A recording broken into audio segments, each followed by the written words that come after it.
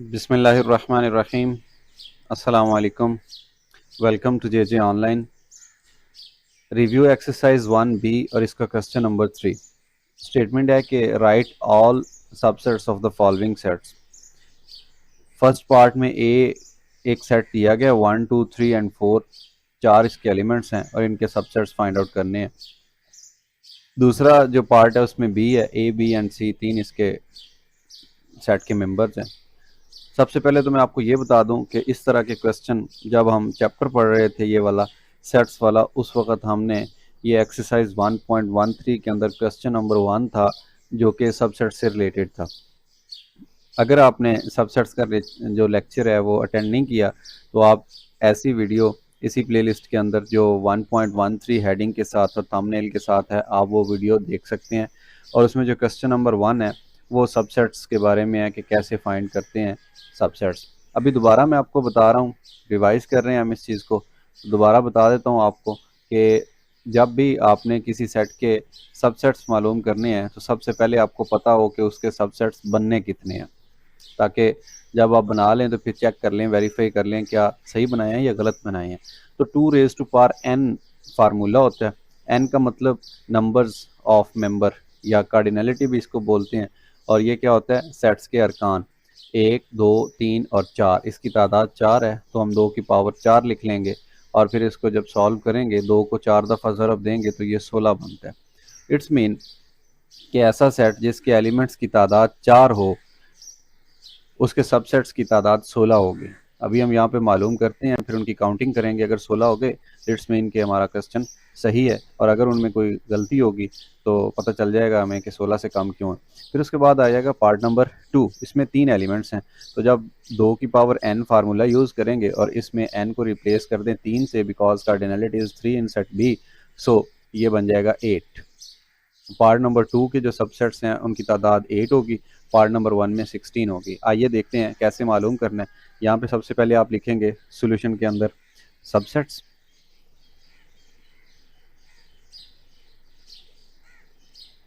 Of set ए। सबसे पहले तो खाली सेट होता है सबसेट, खाली सेट के बाद सिंगल सिंगल एक एक एलिमेंट।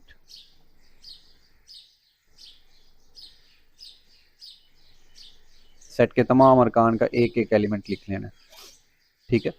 उस वक्त जब मैं आपको करा रहा था तो सबसे पहले मैंने आपको यहाँ पे लिख के ऐसे बताया था, ऐसे खाली सेट, फिर एक एक, फिर दो दो, फिर तीन तीन, फिर चार चार, ऐसी जितनी तादाद होगी उस तक आपने चलते जाना है।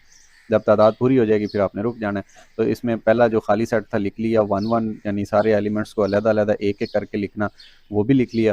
फिर उसके बाद अब बारी है इन 2 2 की। 2 2 का मतलब ये है कि जोड़े बना के लिखना। 1 को पहले 2 के साथ मिला दें, ये बन जाएगा 1 2, फिर इसी 1 को मिला दें आगे 3 के साथ, तो जोड़ा बन गया 1 3। अच्छा, ये जो तरीकाकार है इसमें आप गलती से बच जाते हैं, रफ वर्क है ये, रफ वर्क में आप परफॉर्म कर सकते हैं।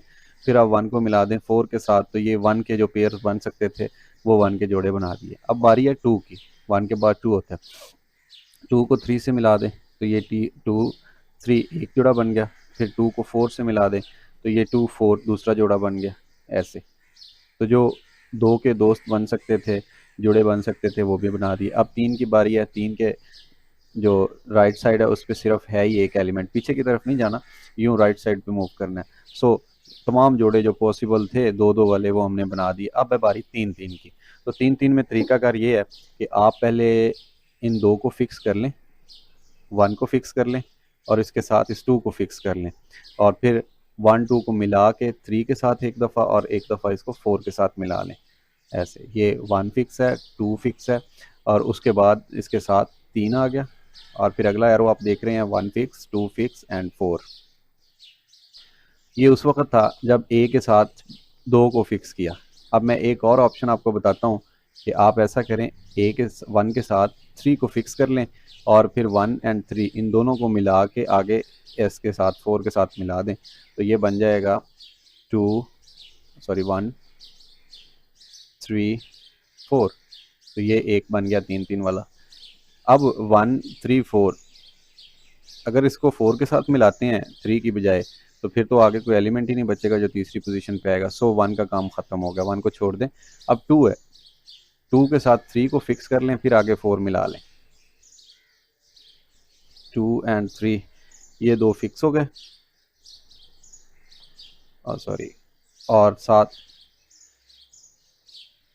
ये क्या हो जाता है,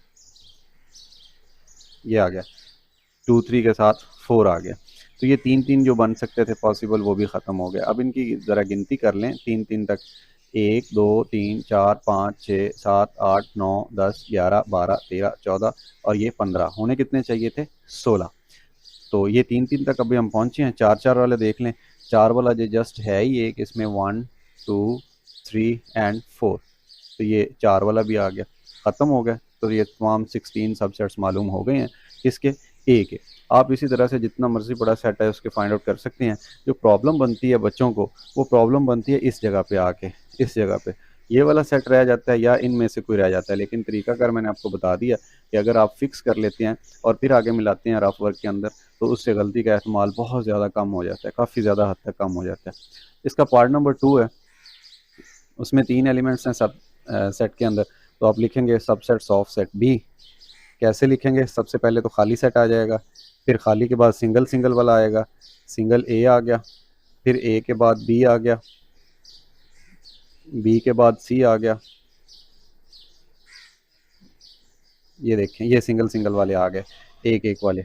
फिर उसके बाद दो दो वाले आपने बनाने हैं, और दो वाले के लिए मैंने आपको बता दिया कि आप ऐसा कीजिए, इसको फिक्स कर लीजिए ऐसे, पहले ए को बी के साथ ऐसे ऐसे, फिर ए को सी के साथ, ए को बी के साथ, फिर ए को सी के साथ मिला दीजिए। ए की बारी ख़त्म होगी, अब बी को पकड़ लें, इसको आगे मिलाएंगे राइट साइड पे, तो सिर्फ एक ही ऐसी पॉसिबिलिटी है कि बी सी के साथ मिल गया। एक एक हो गया, खाली हो गया, एक एक हो गया, दो दो हो गए। अब 3 एलिमेंट्स से तो 3 वाले की बारी है, उसको चेक कर लें आप कि ये है ही 3, तो वो खुद सेट रिपीट हो जाया करता है जब उसके बराबर एलिमेंट्स की तादाद आती है। 1 2 3 4 5 6 7 और ये 8 पूरे हो गए। ये पहले से ही हमने मालूम करके रखा हुआ था कि इसके 8 सबसेट्स होंगे। तो ये एमसीक्यूज भी बन जाता है पेपर में कि कितने सबसेट्स हैं। मेरा ख्याल है आसान है, इसमें प्रॉब्लम नहीं है। उसके बाद जनाब क्वेश्चन नंबर 4 आ गया रिव्यू एक्सरसाइज का, और ये किस चीज़ से रिलेटेड है, लिखा हुआ है right the power sets of the following sets. ये जो नीचे सेट दिए गए सी एंड डी, इनके पावर सेट मालूम करने हैं। और जब आप चैप्टर पढ़ रहे थे उसमें एक्सरसाइज 1.13 का ये क्वेश्चन नंबर 2 था, तब भी मैंने आपको तरीका सिखाया कि आप तमाम सबसेट्स मालूम कर लेंगे और फिर उसको एक बड़ी ब्रैकेट में बंद कर देंगे, वो पावर सेट बन जाएगा। तो मैं यहाँ पे लिखता हूँ पावर सेट ऑफ सी। तो सी का जो पावर सेट होगा, सबसे पहले तो एक बड़ी सी ब्रैकेट आपने लगा देनी है, फिर उसके अंदर तमाम सी के सबसेट बना देने। अब देखें, इसके अंदर 1 2 और 3 एलिमेंट्स हैं, तो जो 3 एलिमेंट्स वाला होता है उसके 8 सबसेट बनते हैं, और उन 8 सबसेट्स को अगर आप एक बड़ी ब्रैकेट के अंदर बंद कर देते हैं तो वो पावर सेट कहलाएगा। अब देख लें, यहाँ पे ये खाली सेट आ गया, फिर आ जाएगा एक एक वाला, 2 4 6, ये एक एक वाला आ गया, फिर दो दो वाला आ जाएगा, 2 को 4 के साथ मिला दें, फिर 2 को 6 के साथ मिला दें जैसे ऊपर वाले क्वेश्चन में किया। फिर जनाब ये 2 वाला भी ख़त्म हो गया, फिर 4 को 6 के साथ मिला दें, ये दो दो वाले सारे ख़त्म हो गए। अब 3 वाले की बारी है, 2 4 और ये 6, ये 3 पूरे हो गए। 1 2 3 4 5 6 7 और ये 8, 8 को एक बड़ी ब्रैकेट के अंदर बंद कर दिया, होगी तो ये करली ब्रैकेट ही, लेकिन थोड़ा सा साइज इसका बड़ा होगा। इसके अंदर तमाम सबसेट्स आ गए। पावर सेट की डेफिनेशन ही ये है, collection of subsets is called power set. अब ये कलेक्शन है सारी सबसेट्स की, तो इसको हम पावर सेट कहेंगे सी का।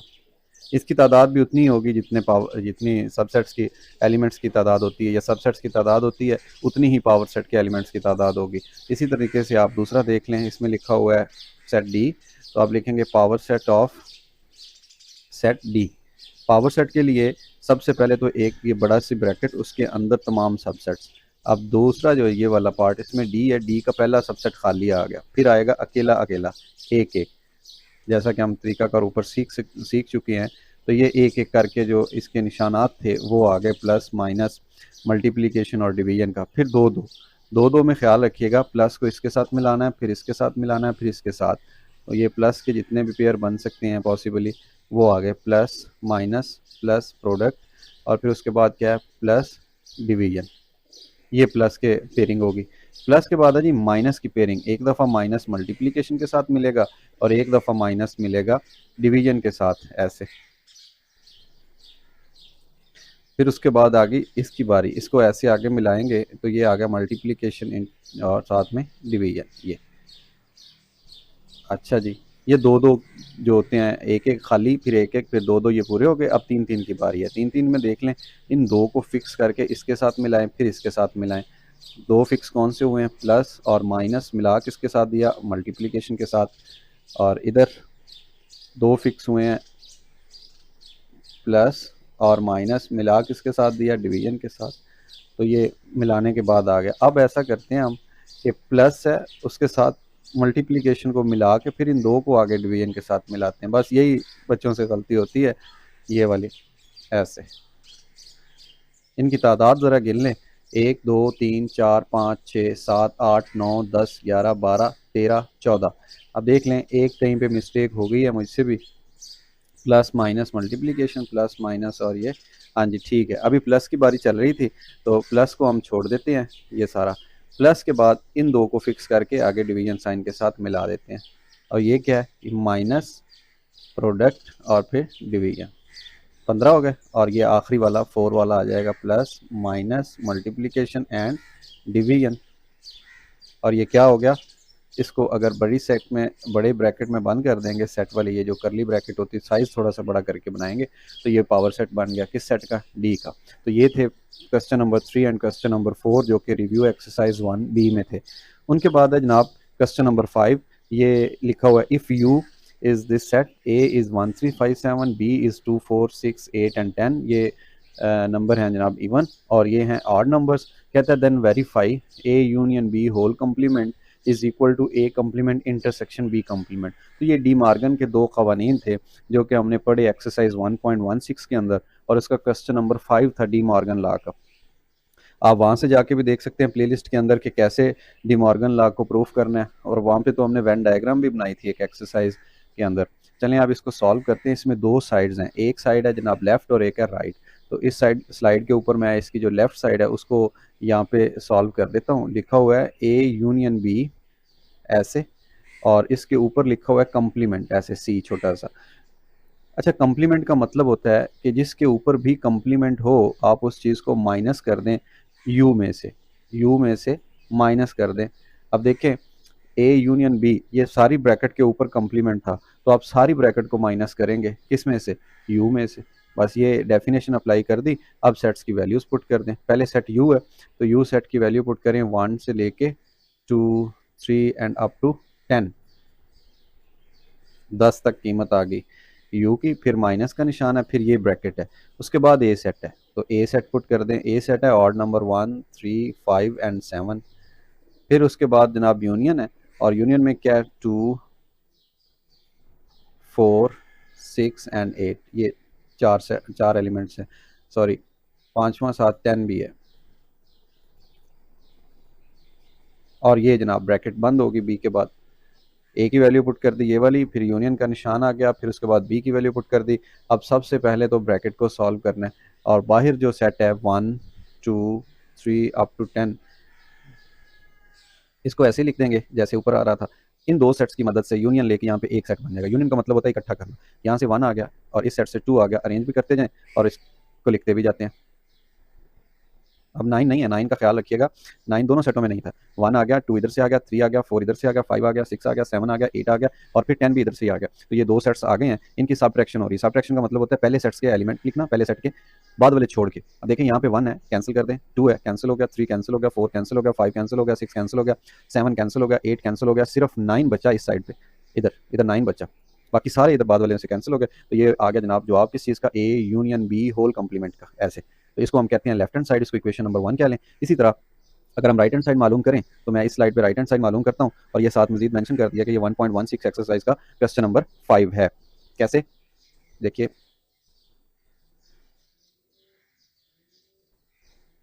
राइट हैंड साइड, इसमें लिखा हुआ है A complement intersection B complement. अब ए कम्प्लीमेंट है तो पहले इसकी डेफिनेशन अप्लाई करें कम्प्लीमेंट की। इसका मतलब होता है ए को माइनस कर दें यू में से, फिर इंटरसेक्शन और फिर लिखा हो बी कंप्लीमेंट, तो बी को माइनस कर दें यू में से, ये डेफिनेशन अप्लाई कर दी। अब इन सेट्स की वैल्यूज पुट कर दें एक्जैक्टली वैसे ही जैसे लिखा हुआ है। आप ऐसा करें, पहले ब्रैकेट है, ब्रैकेट पुट कर दें, फिर उसके बाद यू लिखा हुआ है, यू सेट कौन सा है 1 अप टू 10, 1 2 3 अप टू 10, फिर ये माइनस है और उसके बाद ए है, ए सेट कौन सा है 1 3 5 7, फिर ब्रैकेट बंद है कर दी, उसके बाद इंटरसेक्शन है आ गया और ये ब्रैकेट स्टार्ट हो रही थी आ गई, यू सेट है, यू की वैल्यू कौन सी है 1 2 3 अप टू 10, फिर माइनस है और बी है, ये माइनस और फिर ये बी, बी सेट ऊपर आप देख लें लिखा हुआ है 2 4 6 8 और 10, ये कॉमा 1 नहीं है, इसका ख्याल रखिएगा, और ब्रैकेट बंद, तमाम वैल्यूज पुट होगी। अब उसके बाद ब्रैकेट्स को सॉल्व कर लें। इस ब्रैकेट के अंदर क्या हो रहा है सब्ट्रैक्शन, सब्ट्रैक्शन का मतलब क्या, पहले सेट को आपने लिखना है दूसरे सेट वाले एलिमेंट्स को छोड़ के, ये 1 है कैंसिल हो गया छोड़ दिया, 2 कैंसिल नहीं हुआ, 3 कैंसिल हो गया, 4 कैंसिल नहीं हुआ, उसके बाद 5 कैंसिल हो गया, 6 नहीं हुआ कैंसिल, 7 कैंसिल, 8 कैंसिल नहीं हुआ और फिर 10 भी कैंसिल नहीं हुआ, ये आ गया जनाब इन दो सेट्स का सोल्यूशन, ये आ गया। फिर दरमियान में क्या इंटरसेक्शन, ये इंटरसेक्शन और फिर जनाब इन दो सेट्स की सब्ट्रैक्शन अगेन हो रही है। पहले वाले के एलिमेंट्स लिखने हैं दूसरे वाले छोड़ के, 1 कैंसिल नहीं हुआ, 2 कैंसिल हो गया छोड़ दें, 3 कैंसिल नहीं हुआ, उसके बाद 4 कैंसिल हो गया, 5 नहीं हुआ, 6 हो गया, 7 नहीं हुआ, 8 कैंसिल हो गया, 9 नहीं हुआ और फिर उसके बाद 10 भी कैंसिल हो गया। ओ माय गॉड, इधर देखिए ना, मैं जल्दी में एक बात छोड़ गया हूँ, 1 कैंसिल हो गया, 2 कैंसिल नहीं हुआ, 3 कैंसिल हो गया, 4 नहीं हुआ, 5 कैंसिल हो गया, 6 नहीं हुआ, 7 कैंसिल हो गया, 8 नहीं हुआ, 8 के बाद या 9 भी था तो 9 तो इधर कैंसिल नहीं हुआ, लिहाजा ये मेरी मिस्टेक है, I apologise my mistake and this is 9 and 10। अब दोनों के दरमियान जो इंटरसेक्शन है वो देख लीजिए, इंटरसेक्शन का मतलब होता है कॉमन, यहाँ पे 2 है या नहीं है छोड़ दें, 4 है नहीं है, 6 है नहीं है, 9 कॉमन आ रहा है जनाब दोनों सेट्स के अंदर, इसीलिए मुझे लगा कि यार गलती कहीं पे हुई है। तो ये इक्वेशन नंबर 2 है। इससे पहले आपने जो लेफ्ट हैंड साइड थी उसको इक्वेशन नंबर 1 का नाम दिया था मैंने। आप देख लें कि लेफ्ट हैंड साइड और राइट हैंड साइड दोनों का जो आंसर है वो सेम आ चुका है, लिहाजा आप कह देंगे कि left hand side is equal to right hand side, so it is proved that A union B complement is equal to A complement और यूनियन इंटरसेक्शन में बदल गया बी कंप्लीमेंट। तो ये डिमार्गन का लॉ है और ये हमने प्रूव कर दिया न्यूमेरिकल वैल्यूज लेके, यानी ये जो हमें दी गई थी सेट्स उनको यूज़ करते हुए। इसमें वेन डायग्राम की शर्त नहीं है, लिहाजा हम वेन डायग्राम भी फाइंड आउट नहीं करते। और उसके बाद आ जाइए क्वेश्चन नंबर 6 है, इसी एक्सरसाइज का इसमें लिखा हुआ है in a survey of a primary school students it was found, एक स्कूल के सर्वे में पता चला कि 20 स्टूडेंट्स हैव कार, 20 बच्चों के पास कार है, 15 स्टूडेंट्स हैव मोटर बाइक, 15 के पास मोटर बाइक हैं, 5 स्टूडेंट्स हैव बोथ, 5 ऐसे बच्चे हैं जिनके पास कारें भी हैं और जिनके पास मोटर बाइक भी है, 3 don't have any of them, 3 बच्चों के पास कुछ भी नहीं है। How many students are there in survey, survey के अंदर टोटल स्कूल के अंदर बच्चे कितने हैं। बहुत इंटरेस्टिंग क्वेश्चन है। मैं आपको बता सकूं कि ये जब हम एक चैप्टर सॉल्व कर रहे थे तो एक्सरसाइज 1.16 के आखिरी 2 क्वेश्चंस थे जिसमें वर्ड प्रॉब्लम्स थे सेट्स के अबाउट, सेटों के बारे में। तो उस वक्त मैंने आपको एक कार्डिनलिटी का लफ्ज़ बताया था, जो सेट के एलिमेंट होते हैं उसको कार्डिनलिटी कहते हैं और उसको जाहिर कैसे करते हैं, नंबर ऑफ अ सेट। तो आप देख लें ए एक ऐसा सेट है, फॉर एग्जाम्पल ए उन बच्चों का सेट है जिनके पास कार है, इधर उन बच्चों के नाम लिखे हुए हैं, फॉर एग्जांपल मैं कहता हूँ अली एक बच्चा, मैं कहता हूँ बिलाल ये दूसरा बच्चा, इसके पास कार है। इसी तरीके आगे मैं जितने मर्जी नाम लिखता जाऊँ और टोटल जब एट द एंड हमें पता चलेगा कि वो जो बच्चे हैं उनकी तादाद कितनी है जिनके पास कार है, वो है जनाब 20 बच्चे। तो इस सेट ए के अंदर जिनके पास कार है उन बच्चों की तादाद 20 है, तो उस सेट को इस तरीके से लिख देंगे नंबर ऑफ ए इज 20। इसी तरीके से जब हम बात करते हैं 15 स्टूडेंट्स हैव मोटर बाइक, उसको सेट बी का नाम दे देते हैं और टीचर ने उन बच्चों को अलहदा कर लिया जिनके पास मोटर बाइक्स हैं। उनमें मैं लिख देता हूँ जनाब एक लड़का है उसका नाम उमर है, ठीक है, एक ऐसा बच्चा जिसका नाम वकास है, एक बच्चा जिसका नाम काशिफ है। चलते जाएं और वो टोटल तादाद कितनी है उन बच्चों की जिनके पास मोटर बाइक्स हैं, उनकी तादाद है जी 15 और उसको लिखेंगे कैसे, नंबर ऑफ सेट बी, यानी बी में जो बच्चों की तादाद है वो कितनी है 15, सो इसको लिख देंगे नंबर ऑफ बी इज़ 15।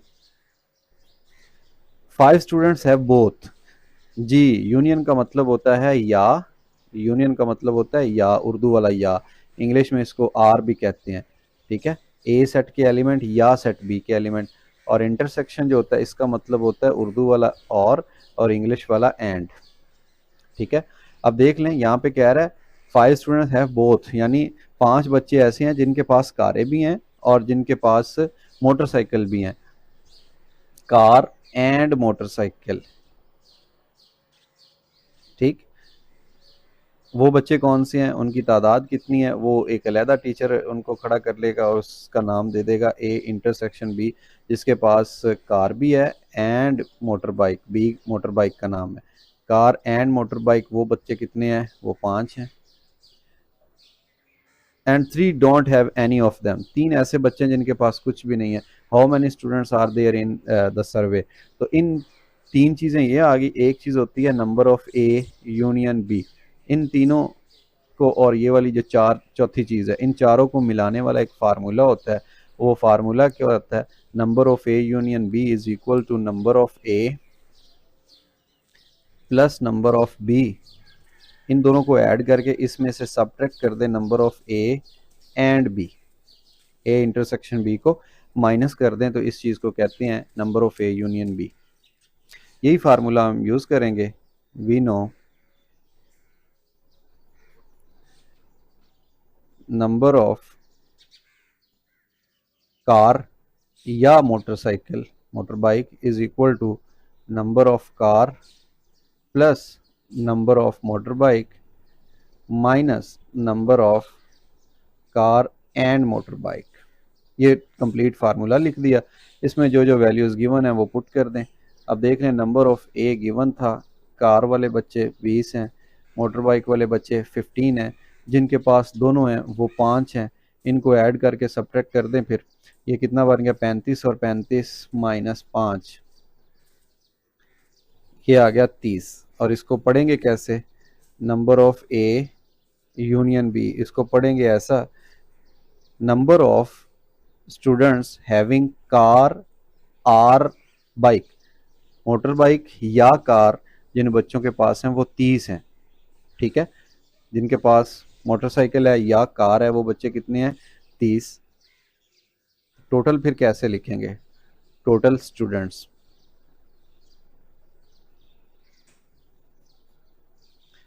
तीस बच्चे तो वो हैं जिनके पास किसी न किसी शक्ल में मोटरसाइकिल है या कार है, और 3 बच्चे ऐसे हैं सर्वे के अंदर जिनके पास कुछ भी नहीं था। तो ऐड कर दें, 3 जमा 3 30 प्लस 3, दिस इज 33। तो जनाब टोटल जो सर्वे के अंदर बच्चे आए वो कितने आए हैं, वो 33 बच्चे आए हैं। और उनका हमने कैसे फाइंड किया है, सेट्स को प्रैक्टिकली यूज़ करके ये उसका जवाब दे दिया। इंटरेस्टिंग था, इजी था, लेकिन मैंने भी कोशिश की कि मैं आपको बहुत ज़्यादा स्लो मोशन के अंदर आराम से धीमे लहजे में बताऊं। तो ये जनाब 33 स्टूडेंट्स थे।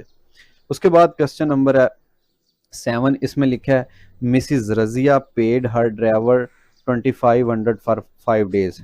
जो रजिया हैं कोई औरत, वो अपने ड्राइवर को 2500 रुपया पे करती हैं 5 दिनों का। What amount will she pay him 10 days, 10 दिनों का कितना पे करेगी। Also draw it's graph. Interesting है भाई, ये जब हम पढ़ रहे थे रेशियो एंड प्रोपोर्शन, तो उस वक्त एक्सरसाइज 1.17 में क्वेश्चन नंबर 3 से लेके क्वेश्चन नंबर 11 तक मैंने आपको बताया कि कैसे प्रोपोर्शन वाले जो क्वेश्चंस होते हैं उनको सॉल्व आउट करना है। तो उसमें ये तरीकाकार था कि जो न्यूमेरिकल वैल्यू आती है ना, गिनती वाली, आपने उसके बाद फ़ौरन ख्याल करना है कि यूनिट कौन सा है। तो ये रुपीज़ हैं, इसमें RS पहले लिखा हुआ है रुपीज़, या बाद में लिख लें, एक ही बात है। तो इधर मैं लिखता हूँ रुपीज़, अमाउंट। ठीक है, अमाउंट है जनाब, पहली जो चीज़ है गिनती वाली वो क्या है, वो अमाउंट है, अमाउंट। और वो कितनी है, 2500 रुपया। इसके नीचे लिखेंगे ऐसे। और इसका प्रोपोर्शन किसके साथ लेना है, डेज़ के साथ। दूसरी जो चीज़ है न्यूमेरिकल वैल्यू के साथ, वो यूनिट है डेज़, और डेज़ ही होते हैं। ये आ गया, इन दो चीज़ों के दरमियान प्रोपोर्शन है। अगली दफ़ा देख लीजिए, व्हाट अमाउंट, कौन सी अमाउंट जो अननोन होती है उसको एक्स कहते हैं।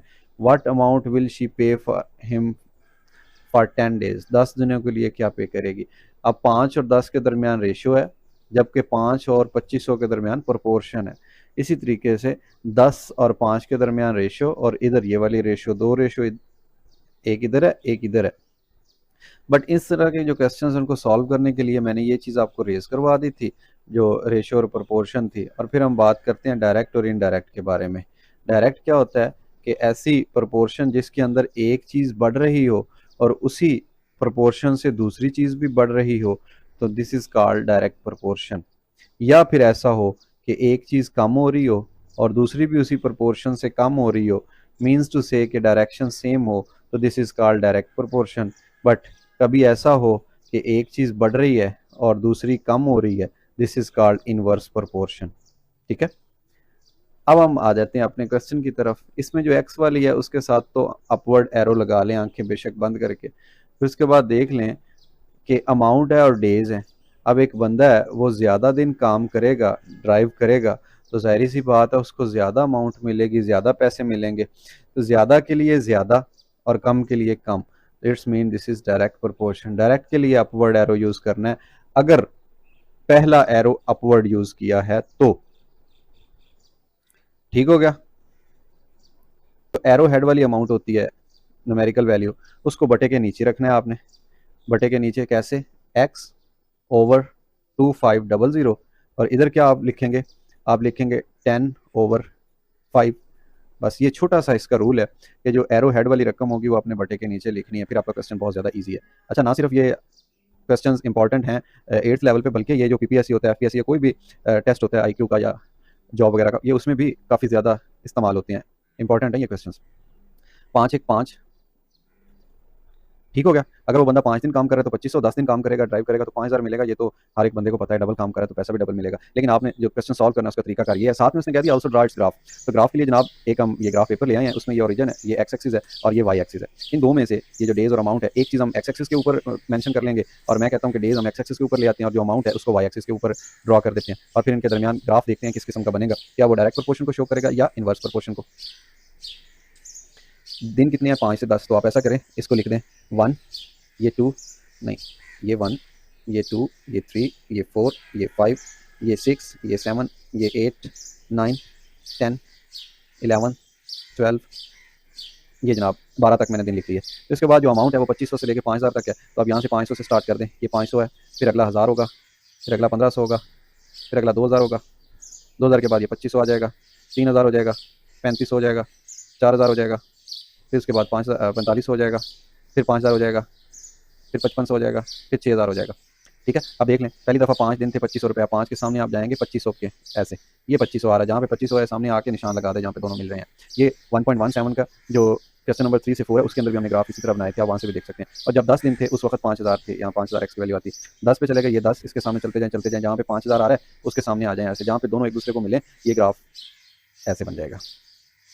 ठीक है, लाइन ऐसे बना दें।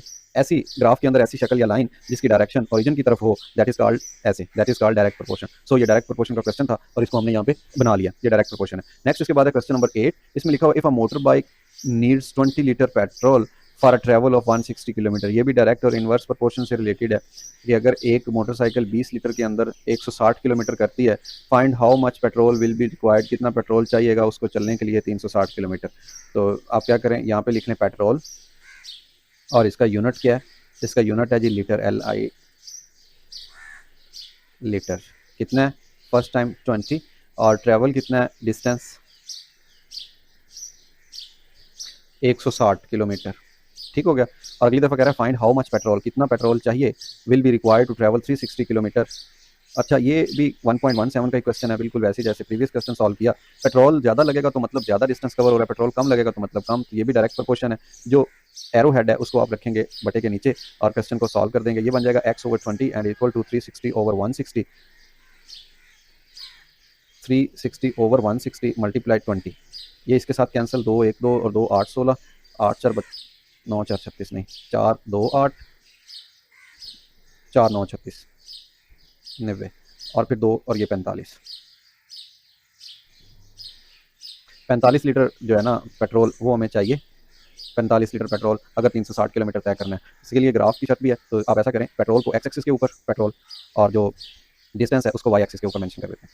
डिस्टेंस ये ओरिजिन है, ये एक्स एक्सिस है, ये वाई एक्सिस है। अब एक्स है 20, 5 का बना लेते हैं मल्टीपल, 5 5 2 10, 5 3 15, 5 4 20, 5 5 25, 5 6 30, 35 40 45 50 55, बस इतना काफ़ी है क्योंकि 45 मैक्सिमम है। और इधर देख लें 160 है, 360 है, तो ऐसा करते हैं इधर हम बना लेते हैं 50 का मल्टीपल, ये 50, ये 100, फिर 150, फिर 200, 250, 300, 350, 400, 450। ठीक हो गया। अब इसमें देख लें 20 पे 160 था, 20 के सामने जाइए, चलते जाइए, जहाँ पे 160 आया है वहाँ पे आप ये ऐसे इसको मेंशन कर दें। फिर उसके बाद x पे 360 यानी 45 पे 360 है, 45 कहाँ पे है, ये है, इसके सामने चलते जाइए 360 पे ये इधर कहीं ये होगा। दोनों को आपस में मिला दें और इसकी डायरेक्शन देख लें, इसकी डायरेक्शन टुवर्ड्स ओरिजिन है, तो आप क्या कह देंगे कि this is direct proportion by graph also. If 15 man take 85 days to build a wall, यानी 15 आदमी हैं, तो इधर मैं लिखता जा रहा हूँ साथ साथ, जो आदमी है वो 15 है, take 85 days to build a wall, how long will it take, कितने दिन लगेंगे 10 आदमियों को सेम दीवार बनाने के लिए। एक्स वाली के साथ अपवर्ड एरो देखें, एक चीज़ बढ़ रही है। अब ये है कंस्ट्रक्शन से रिलेटेड कि आदमी बढ़ेंगे तो दिन डेफिनेटली कम लगेंगे, यानी मिस्त्री पहले 5 काम कर रहे थे, अगर उनको आप 10 कर देंगे, मिस्त्री बढ़ा देंगे तो वही काम जल्दी हो जाएगा। तो आदमियों और दिनों के दरमियान जो काम करने वाले और जो डेज हैं उनके दरमियान जो प्रोपोर्शन है वो इनवर्स है, एक चीज़ बढ़ रही है दूसरी कम हो रही है। तरीकाकार वही है कि जो एरो हेड होगा उसको आप लिखेंगे डिनोमिनेटर में और ये बन जाएगा x/85 and this is equal to 15/10। और नेक्स्ट आप क्या करेंगे 15/10 और इसको मल्टीप्लाई कर दें 85 के साथ ऐसे ये, और इस चीज़ को कैंसिल कर लें आप, 5 पे कैंसिल हो रहा है, 5 2 10 और 5 3 15 और फिर ये मज़ीद कैंसिल नहीं हो रहा। अब कैलकुलेटर में ले लेता हूँ ताकि टाइम हमारा कम लगे। 85 × 3 डिवाइडेड बाई 2 127.5 यानी कि 127 मुकम्मल दिन लगेंगे और एक आधा दिन लगेगा। आप चाहे तो इसको राउंड ऑफ करके 128 दिन भी कह सकते हैं। ठीक है, ऑलमोस्ट 128 दिन लगेंगे, डेज 7 यूनिट लिख लीजिएगा। अब इसका भी कह रहा है ग्राफ बनाएं, तो ग्राफ हम बना देते हैं। कैसे बनेगा कि एक जो एक्स एक्सिस है उसके ऊपर एक चीज़ को मेंशन कर दें, एक को वाई एक्सिस के ऊपर मेंशन कर दें। आदमी है, आदमी को हम एक्स एक्सिस के ऊपर शो कर देते हैं, ये आदमी है, और जो डेज हैं जितने डेज वो काम करेंगे वो इधर वाई एक्सिस के ऊपर लगा देते हैं। आदमी मैक्सिमम 15 है, तो देख लें यहाँ पे 2 का गैप रख लेते हैं, 2 4 6 8 10 12 14 16 18 20 22 काफ़ी इतना, और इधर क्या 85 और 128 10 20 30 40 दिन 50 60 70 80 90 100 110 120 130 एंड 140। अब इसमें देख लीजिए हमें जो चीज़ चाहिए वो ये कि पहले 15 तो 85 है, अब आ रही है 15 और फिर ये यहाँ पे होगा 16 और 14 के दरमियान चलते जाएँ कितना 85 यहाँ ऐसे 80 और 90 के दरमियान 85 होगा, ये आ गया जनाब ये। उसके बाद क्या है 10 पे 128 है, 10 पे आ जाए 10 10 10 10 128 सामने इसके, यहाँ पे कहीं 130 के पास होगा ये ऐसे ऐसे। इन दो को मिला दें, अब देख लें इनकी जो डायरेक्शन है, ये जो फाइनल ग्राफ बना है ये this is not toward origin, तो this is inverse proportion. Question number 10, इसमें लिखा हुआ 10 लाइंस कैन ईट 500 kg, ये कंपाउंड प्रोपोर्शन का क्वेश्चन है कि 10 लाइंस हैं वो 500 किलोग्राम गोश्त खाते हैं। यहाँ पे मैं लिख देता हूँ लाइंस 10 हैं और गोश्त कितना खाते हैं, वेट या केजी लिख दें या मैस लिख दें, और कितना है 500 किलोग्राम, और कितने दिनों में खाते हैं, डेज यहाँ पे लिख देते हैं 10 दिन के अंदर। हाउ मैनी लाइन्स, कितने लाइन और चाहिए, will eat the same meat in 5 days, same meat 500 kg in 5 days। लें जी, 3 चीज़ें थी, तीनों को हमने मेंशन कर दिया। उसके बाद एक्स वाली के साथ अपवर्ड एरो लगा लें। अब लाइन और केजी इन दो के दरमियान प्रोपोर्शन फाइंड करें कि अगर तो ये जो शेर हैं या लाइंस हैं ये बढ़ेंगे तो ज़्यादा गोश्त खाएंगे, कम होंगे तो कम गोश्त खाएंगे, यानी डायरेक्ट प्रोपोर्शन है, दोनों की डायरेक्शन सेम होगी। फिर उसके बाद लाइंस का और डेज का फाइंड कर लें कि इनके दरमियान प्रोपोर्शन कौन सी होगी। अब खुराक की बात हो रही है, अगर तो लाइन बढ़ जाएंगे तो वो खुराक कम दिन चलेगी, समझ लगी है, तो इनवर्स प्रोपोर्शन है, एक अपवर्ड एरो और एक ये डाउनवर्ड एरो लगे हैं निशान। अब जो ये वाले है रकम एरो हेड वाली, इसको बटे के नीचे लिखें, this is x/10 and equal to 500/500 multiplied by 10/5। ये कैंसिल होगा, वैसे इसको लिखने की ज़रूरत थी नहीं, लेकिन क्योंकि एक तरीका कार है उसके अंदर फिर आप इसको लिख लें तो बेहतर है। अब जनाब वो कितने लाइन चाहिए, 20 लाइंस होंगे तो 5 दिन के अंदर ही वो खुराक ख़त्म, क्वेश्चन ख़त्म हो गया। लेकिन कह रहा है कि also draw it's graph, graph हम बना लेते हैं। ग्राफ कहाँ पे है, ओरिजिन एक्स एक्सिस और ये वाई एक्सिस। अगर आप देखना चाहते हैं इसका कंप्लीट लेक्चर तो आप एक्सरसाइज 1.18 का क्वेश्चन नंबर 1 से 10 आप देख सकते हैं, उसके अंदर कंपाउंड प्रोपोर्शन उसके ग्राफ्स के बारे में पढ़ा हुआ है पहले। अब देख लें इसमें ये वाली जो चीज़ है किलोग्राम, इसको तो हम ग्राफ डिजाइन नहीं कर सकते because this is same. Line and days को हम कर सकते हैं, एक एक्सिस के ऊपर हम लिख लेते हैं लाइंस और एक एक्सिस के ऊपर डेज लिख देते हैं ये, और फिर यहाँ पे खुद से इसका स्केल बना लें, ये 1 2 शेर 3 लाइन 4 लाइन 5 लाइन 6 लाइन 7 8 9 10 11 फिर ऐसे 12 लाइंस। और इधर देख लीजिए, इधर क्या है, लाइंस के बाद डेज हैं, ये एक दिन दूसरा दिन तीसरा दिन चौथा दिन पांचवां दिन फिर छठा दिन सातवां दिन आठवां दिन नौवां दिन और ये 10वां दिन। 11, 12 और 13 इसकी जरूरत नहीं है। अब हमें क्या कहा गया कि जो 10 हैं वो 10 दिन चलते हैं, ठीक है जी। 10 के सामने 10, ये चलते गए चलते गए चलते गए, ये 10 के सामने जनाब यहाँ पे आ गया 10। और दूसरा क्या है, 20 के सामने 5, 20 क्या है, लाइन्स हैं 20 20, अच्छा ये 12 तक जाकर रुके, चलते गए यहाँ पे कहीं 20 आएगा और 20 के सामने 5 ये आ गया। ऐसे इन दो को आपस में मिला दें तो ये जो चीज़ बनी है, this is called inverse proportion.